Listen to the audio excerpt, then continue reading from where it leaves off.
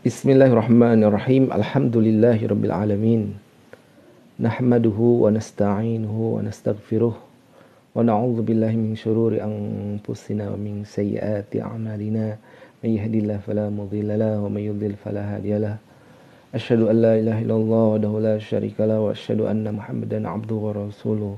Shallallahu alaihi wasallam wa ala alihi wa ashabihi ila yaumil qiyamah. Amma ba'da. Kaum muslimin muslimat yang dimuliakan oleh Allah Subhanahu wa taala. Pada kesempatan yang berbahagia ini insyaallah Al-Fakir akan menjelaskan tentang hal-hal yang kami akan sampaikan di channel kami Ishqa Internasional. Insyaallah ini adalah perkara-perkara yang penting yang harus diketahui oleh seorang muslim. Rugilah orang-orang yang tidak mengetahui ini. Maka dari itu harus channel ini diikuti, di share kepada saudara-saudara, karena ini hasil daripada kajian kami berpuluhan tahun tentang agama Islam, tentang kehidupan. Maka kami akan share di sini jikalau Allah memberikan taufik dan kemudahan insyaallah ya. Yang pertama adalah tentang silsilah keyakinan. Kami akan men-sharekan tentang apa saja sih yang harus diyakini, bagaimana cara meyakininya, apa saja rintangan, gangguan yang menyebabkan seseorang tidak yakin ya, tentang keyakinan. Keyakinan-keyakinan dalam Islam yang harus kita dalami, yang harus kita raih. Karena apa? Karena hidup tanpa keyakinan, maka dia akan seperti patung ya, dia akan berjalan penuh kehampaan ya. Tapi orang yang punya keyakinan, dia akan tahu apa yang dia lakukan dan hidupnya akan selalu penuh dengan semangat karena dia mempunyai keyakinan. Itu yang pertama. Yang kedua adalah silsilah kewajiban. Silsilah kewajiban kami akan sampaikan di sini apa saja yang harus bagi seorang muslim, yang wajib bagi seorang muslim, baik secara umum atau secara khusus ya. Berapa banyak yang kami akan jelaskan tentang kewajiban-kewajiban, mungkin ratusan, mungkin ribuan, mungkin jutaan ya, tergantung daripada taufik dari Allah Subhanahu wa taala ya. Yang ketiga adalah tentang pemahaman, karena kita saat ini krisis pemahaman ya. Orang-orang muslim saat ini krisis pemahaman. Sehingga kami harus merasa berkewajiban untuk menjelaskan pemahaman-pemahaman Islam ya, pemahaman-pemahaman Islam yang benar bagaimana ya. Ribuan pemahaman yang harus dipahami oleh seorang muslim, seorang mukmin. Maka sangat disayangkan, sangat rugi orang-orang yang tidak mengikuti channel ini insyaallah. Yang keempat adalah tentang silsilah dosa dan kesalahan. Apa saja sih dosa-dosa dalam kehidupan ini yang harus kita hindari ya. Karena apa? Karena bukan berarti kita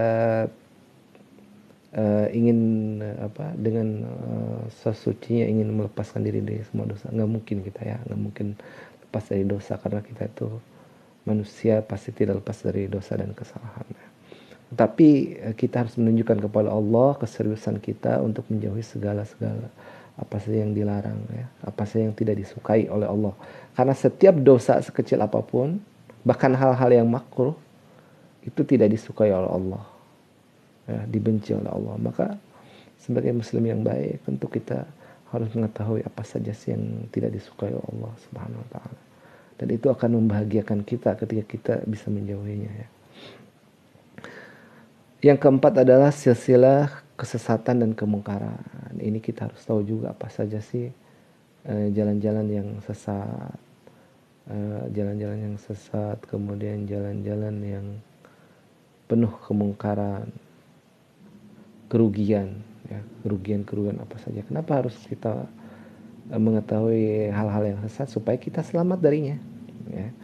Barang siapa yang tahu kesesatan, jalan yang salah, kita akan selamat darinya. Apakah harus mengalaminya? Tidak harus ya. Kita cukup mengetahui kesalahan itu, kesalahan-kesalahan itu dari yang pernah terjatuh ya, atau daripada penjelasan Rasulullah sendiri, kan Rasulullah banyak menjelaskan tentang hal-hal yang menyesatkan. Ini penting sekali karena ada sahabat namanya Hudzaifah al-Yaman. Beliau sibuk sekali hidupnya itu mencari hal-hal yang mencari hal-hal yang menyesatkan atau hal-hal yang merugikan. Kenapa? Bukan berarti ingin mengamalkannya tapi ingin menghindarinya supaya terhindar daripadanya. Banyak sekarang terjadi orang-orang yang baik, orang-orang yang mencintai kebenaran tetapi tidak tahu cara menghindari daripada kesesatan, tidak tahu jalan-jalan yang sesat, akhirnya tersesat juga. Ya misalkan dia malu bertanya, misalkan dia tidak tahu metode ilmiah dan sebagainya ya. Insyaallah mudah-mudahan Allah memberikan taufik. Yang keenam adalah tentang kebaikan-kebaikan, sunnah, hikmah, bahkan misalkan keuntungan dunia ya, bisnis dan sebagainya. Pokoknya semua yang berkaitan dengan kebaikan, mudah-mudahan kami bisa men-share-nya di sini. Kenapa? Apakah kita akan mengamalkan semua kebaikan? Ya tentu tidak akan bisa ya. Tapi kita harus menunjukkan kepada Allah bahwa kita mencintai apa yang dicintai oleh Allah sekecil apapun. Dan salah satu cara awalnya adalah kita mengetahui dulu apa saja yang baik, apa saja yang disukai Allah, apa saja sunnah Rasulullah, apa saja dalam prakteknya kita berbuat baik itu ya.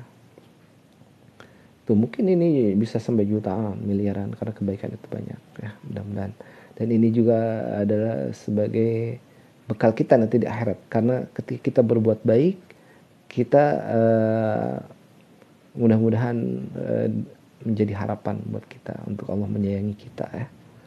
Ya karena jangan untuk sombong ya, karena tidak mungkin kebaikan itu sebanyak apapun tidak bisa mensyukuri nikmat Allah sebesar kedipan mata pun. Tapi kita berbuat baik sebanyak-banyaknya untuk apa? Untuk menambah harapan kita kepada Allah. Mudah-mudahan Allah yang penyayang kita menyayangi kita dengan kita melaksanakan apa-apa yang disukai Allah Subhanahu wa taala. Yang selanjutnya adalah menjawab isu-isu keislaman dan kehidupan ya. Kita mudah-mudahan berusaha ya, insyaallah. Kemudian juga kita akan mempelajari bahasa Arab ya. Di sini kita juga akan belajar bahasa Arab. Kenapa? Karena bahasa Arab itu penting sekali. Karena kunci memahami agama adalah belajar bahasa Arab. Ya, ini yang mulai dilupakan oleh orang ya. Dan itu tidak peduli mau kecil mau besar, belajar bahasa Arab. Minimal bacaan salat, minimal doa-doa ya. Itu harus kita pelajari betul-betul bahasa Arab ini. Ya. Kalau udah tua ya untuk mengajarkan anak-anaknya. Nah, kita ini sebenarnya udah dijajah secara pemikiran ya. Sebenarnya kita itu tuntutan kita sebagai seorang muslim adalah harus menjadi ulama plus ya. Kenapa? Karena ulama ini adalah anugerah yang paling besar ya. Rata-rata ulama itu rata-rata selamat ya, rata-rata. Berbeda dengan hakim. Ya, hakim itu rata-rata kebanyakan tidak selamat, tapi kalau ulama itu kebanyakan selamat karena dia berilmu. Orang yang berilmu tuh tidak mungkin istilahnya kebanyakan pada ujungnya dia bertobat juga karena takut kan, karena dia udah tahu. Beda dengan yang tidak tahu gitu. Maka belajar bahasa Arab itu penting sekali dan berjuta manfaat bahasa Arab ini. Bisa memahami kebaikan-kebaikan yang banyak dalam Al-Quran, dalam hadis-hadis yang jutaan itu. Orang dulu untuk memahami satu hadis sampai keliling dunia, kita udah banyak hadis jutaan di kitab-kitab, tapi kita tidak mempelajari. Ya. Dan itu salah satu kuncinya adalah belajar bahasa Arab. Ya kalau sepertinya eh, ayah bunda ini tidak terlalu mendalam, setidaknya diajarkan pada anak-anaknya, nanti anak-anaknya ajarkan. Cita-cita kita muslim itu harus tinggi ya. Ulama plus dokter, ulama plus. Karena zaman sekarang ulama saja kita kadang butuh kurang bermanfaat gitu. Nah, tapi kalau kita ulama plus dokter, kita manfaatnya besar ya, kebaikannya sangat besar sekali. Dan itu yang dicontohkan ulama-ulama dulu. Ulama dulu itu bukan hanya hafal Quran, bukan hanya ulama, tapi juga dia ahli kedokteran, ahli ilmuwan dalam bidang filsafat, ilmuwan dalam bidang kimia, ilmuwan dalam itu begitu ya. Seperti Al-Jabbar, seperti Al-Ghazali dan sebagainya ya. Kemudian yang selanjutnya yang kami posting dalam channel ini juga adalah hiburan, ada hiburan-hiburan lagu-lagu Islami. Kemudian juga yang terakhir kami juga akan ada penguatan-penguatan ya. Seperti kami misalkan postingan-postingan ulama, saya jelaskan, saya syarah ini maksudnya loh, begini maksudnya.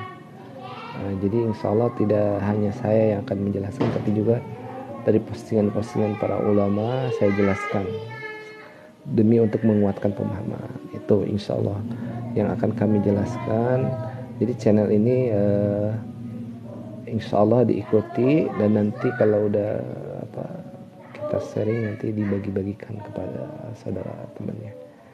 Insya Allah itu, mudah-mudahan Allah memberikan taufik, mudah-mudahan itu juga bermanfaat buat diri saya dan keluarga saya, dan umumnya buat kaum muslimin seluruh dunia.